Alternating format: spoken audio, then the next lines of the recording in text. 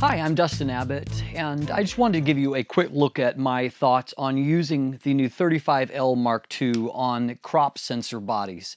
Now, first of all, if you only own a crop sensor body, this may or may not be a lens that you want to purchase. It's certainly a significant investment to make for a lens that really is engineered for a full frame body. And of course, to get the full potential out of it, you really should use it on a full frame body.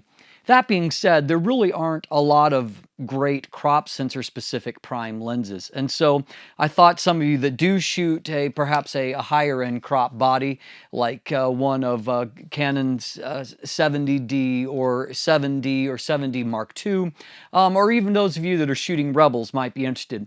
Let me first say that when it comes to the overall size and weight, this is mounted on a Canon 70D right now.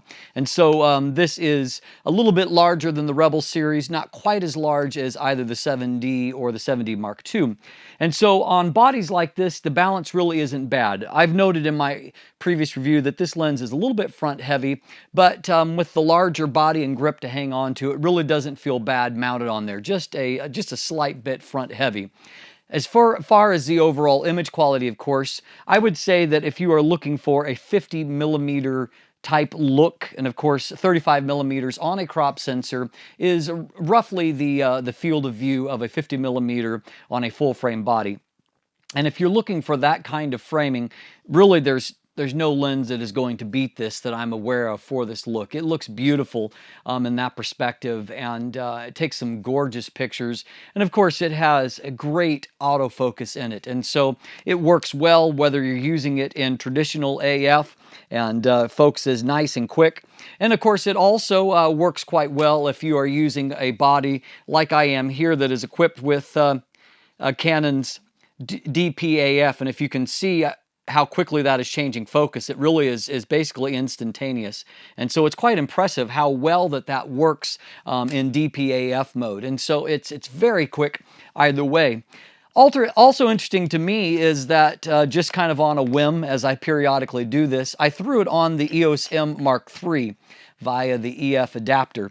And so obviously this is a big lens for a small mirrorless body, but the more robust grip on the new EOS M3 makes it a little bit more of a natural fit than what it would be on the original EOS M or the M2.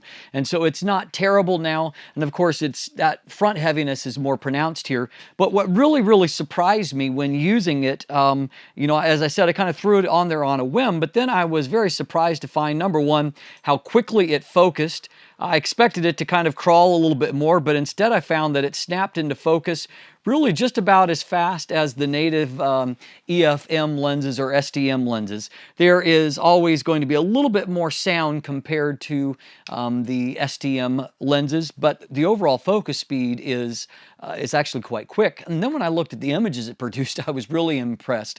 The M3 has a 24 megapixel sensor that is somewhat comparable to that found in the 7D Mark II, and I was shocked at how much detail that is produced. For example, if you look at these images that I took of our dog, and you can see there's an incredible amount of detail at f1.4 around the eye, and of course with the kind of focus modes either in DPAF or using the mirrorless type focus system, you really, for the most part, get very accurately focused results. And so I was amazed at the pinpoint sharpness and these various results. And another thing that also I was very impressed by is I took a few bokeh type pictures, and what incredibly beautiful bokeh produced, and this as a 50 millimeter type equivalent lens. And so while, as I said, I would hesitate to spend $1,800 on a lens like this to only shoot it on a crop sensor, there certainly is no reason to not do it. It works beautifully on the crop sensor systems that I have access to, either mirrorless or a traditional DSLR. And of course on the DSLR, particularly the large ones, it balances more nicely.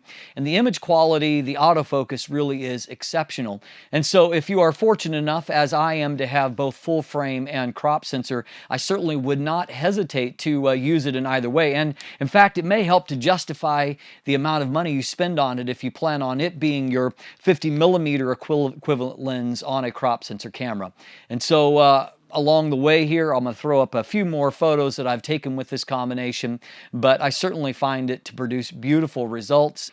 So in conclusion, if you want to give the new 35L Mark II a spin on a crop sensor body, I think that you'll be pleased with the results that you get. I'm Dustin Abbott. If you haven't already, please subscribe. Have a great day.